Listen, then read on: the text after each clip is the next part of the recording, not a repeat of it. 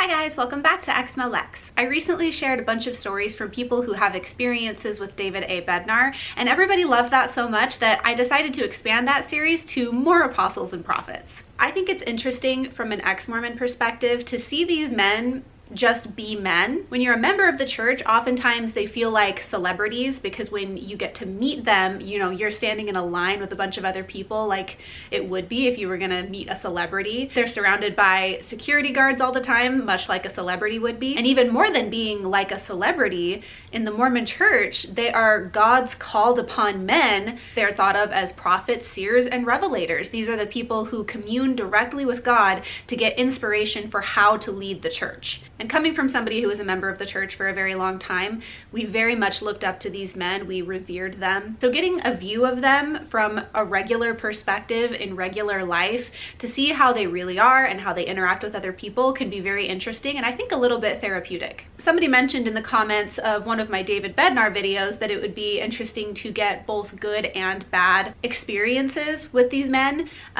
But you know, as you might expect, because my channel is an ex-Mormon based channel, most of the people that are here to leave their stories are ex-Mormons and generally don't have great experiences with these men. David Bednar, I think, is a special case because he very much seems to be just not a very nice guy. He seems pretty cold. There were a lot of people who had experiences with him and 99% of them were negative. They didn't think that he was a very nice guy. And I don't think that that's going to be the case with all of the apostles. So if I did receive positive stories, I would share a bit of both. So I think that it's important to see both sides of it. David Bednar, there weren't a lot of people that loved him. This week's video is going to be about Dallin H. Oaks. Now, Oaks is an interesting case for a lot of reasons. For one thing, he is in line to be the next prophet of the LDS church. So if their current prophet passes away and Oaks is still around, he will be the new prophet. So that is an interesting thing to think about. Another thing is that, especially amongst ex-Mormons, a lot of people really do not like Dallin Oaks, which is why I think that there were a lot of people that requested to hear stories about him. The main reason that he is so unpopular in ex-Mormon and nuanced Mormon circles is that he permitted the torture of gay students at BYU while he was the president. These students were basically forced to be a part of this painful and dangerous electric shock therapy. Guilt, shame, and threats of exposure were used to get them to comply. Oaks was the president of the school during this time, and he has never apologized for this. Probably because he still doesn't see anything wrong with it. There are many examples of times that Oaks has said bad things about gay people. And for the most part, if you know about Oaks and you know about all these instances and things that he said, if you are a person who cares about gay people and thinks that they deserve rights, you probably don't like Dallin H. Oaks. I think that that is the main reason why he is so unpopular in ex-Mormon circles. So with that said, I'm going to share the stories that you guys sent to me as well as a couple from Reddit. And I will say right off the bat that some of them are positive. And also, I got a lot less stories about Dallin H. Oaks than I got about David A. Bednar. And if you have a story about Oaks that you'd like to share, go ahead and send it in because I will do a part 2 if I get enough of those stories. But for now, let's just get started with part 1. Here is what you guys had to say about meeting Dallin H. Oaks. My family was attending a ward in Salt Lake City while on vacation, and he popped in as the meeting started and went straight for his seat in the stands. He smiled quietly but didn't say anything during sacrament meeting. I don't even remember anyone standing, but what shocked our Pacific Northwestern family was how there was zero reaction to his coming in except for a brief reference from up front from the bishopric. Editing Lex here. I just wanted to talk about this really quick because I thought this when I was reading the story, but I forgot to say it out loud.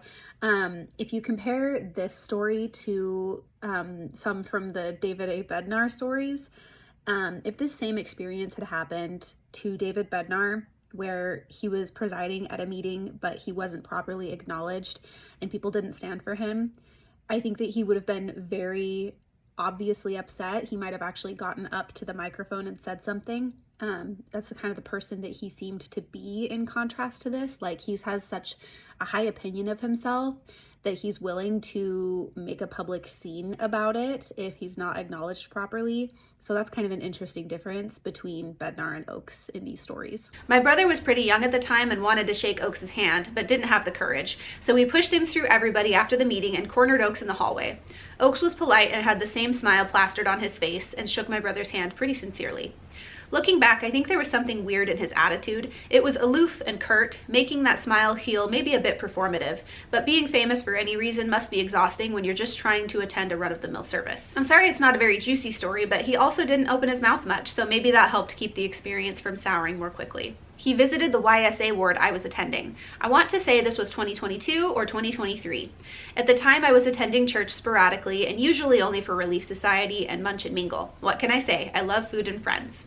So on this day, I was late getting to Relief Society, and on my way, I heard a very familiar voice, Oakes. Even once I was in and looking at him and his wife, I had to convince myself that what I saw was real. I don't remember much of what he said, something about the holiness of traditional marriages. I'm so surprised that he just had to bring that up. This is what I'm talking about. Like, he cannot not talk about gay people. I had the thought of, he's just an old man talking about what he thinks is the right way to do things. The strangest encounter happened as he and his wife were leaving. They were briefly saying their farewells to everyone in the class.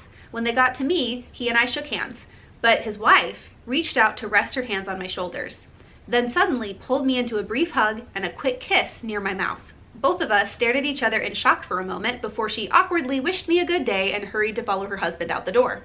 I have no clue if he noticed or had any reaction. But at asking the other women in the class, no one else got a hug and a kiss from her, so lucky me, I guess? Side note, the next week my parents shared that he visited their ward, the family ward, so it seems he was just doing the rounds for our stake/region.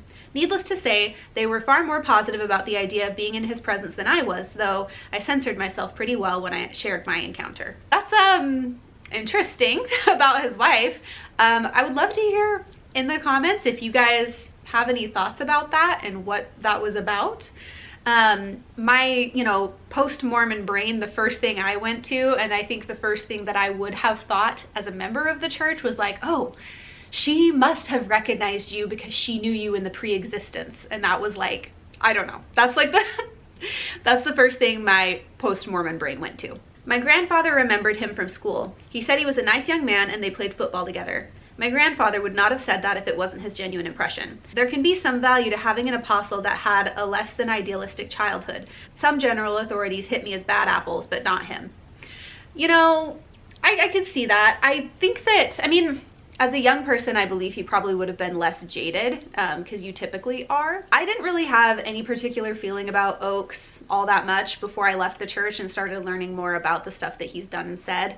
I always thought that he kind of looked like a turtle, but that has nothing to do with what he's like as a person. This next comment is really, really short, and if you're this person, I would love if you would email me like a more in-depth story time, because this is so short and I want to know what happened. He was a bully and dismissive of me in the interview I had with him. I got up and left. I was never treated that badly by anyone before.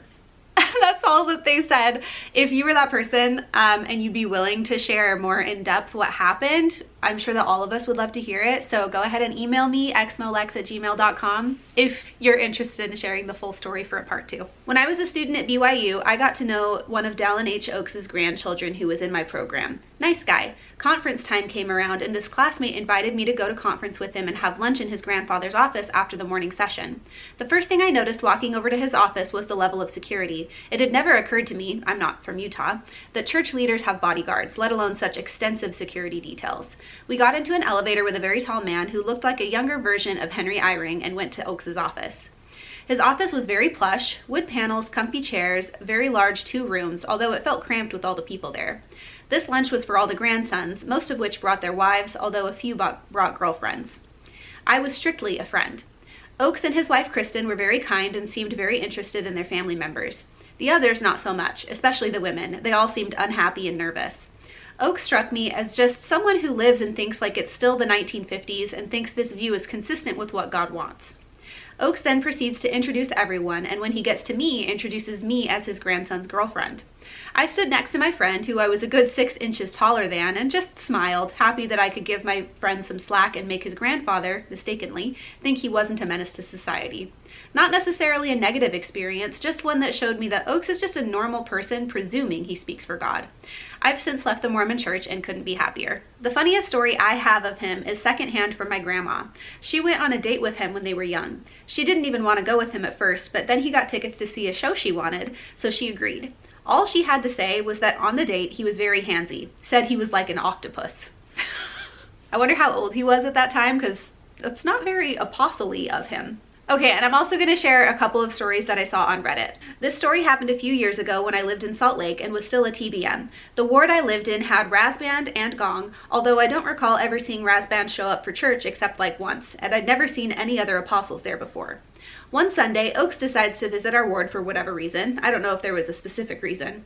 So we have sacrament meeting. Oaks might have said some words during sacrament meeting, but nothing memorable. The ward consists mostly of people over about 70 years old, but there's like 4 or 5 teenagers. Just enough for me not to have to pass or bless the sacrament. I was in my early 20s.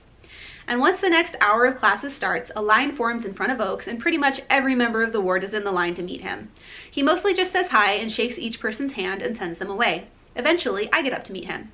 He shakes my hand and has a big smile. He looks me right in the eyes and says, "You were one of the young men passing the sacrament today, weren't you?" I say, "Oh no, I didn't pass it today."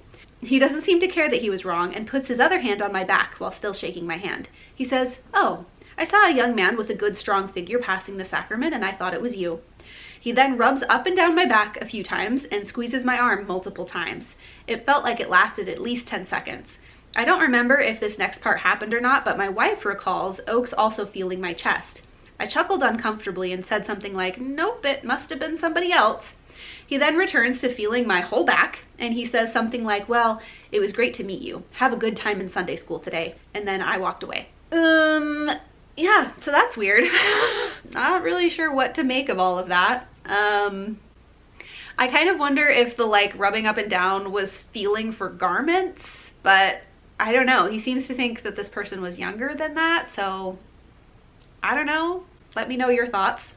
Bumped into Oaks at Litz's Pizza downtown a few years ago. He was a table away from us. When I heard him correct the clearly NEVERMO waitress, piercings and tattoos, that he was to be addressed as Elder Oaks and not Sir, I about lost it and wanted to scream right there. She had no clue who he was and just rolled her eyes. What the fuck happened to being a humble servant?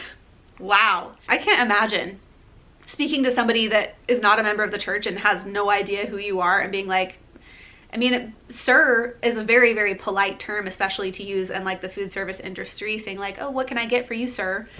No, I must correct you. It's "What can I get for you, Elder Oaks?" That's bizarre. That's such a weird way to behave, regardless of who you are. Anyway, that's all the stories I had for you guys today. I hope you enjoyed. If you want to see more of these, and if you have any stories about Oaks that you'd like to share, please let me know in the comments or send me an email to exmolex@gmail.com. There were quite a few more requests for different apostles that we could do after we do Oaks. Some of them were Jeffrey R. Holland, Russell M. Nelson, the current one, and Spencer W. Kimball or Ezra Taft Benson. So let me know which one you'd like to see next for sure. I think the next most requested one was Nelson, the current prophet. But let me know your thoughts. Thank you guys so much for watching. Special thank you to my patrons for supporting the channel. I appreciate you all so much. Great big extra special thank you to Doug Davis for supporting at the Demon tier on my Patreon. If you guys would like to support the channel, there are links to do so in the description below. Thank you so much for being here, and I'll see you in the next one. Bye!